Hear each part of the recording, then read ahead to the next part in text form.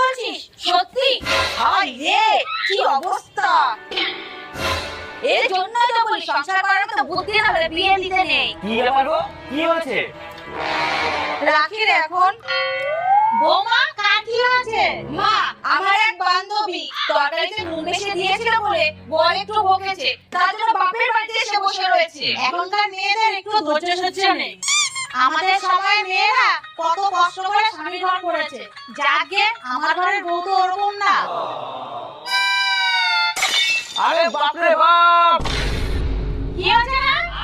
রান্না এত ঝাল কেউ দেয়? উফ, জ্বলে গেল। আজকে তো রান্না বৌমা করেছে।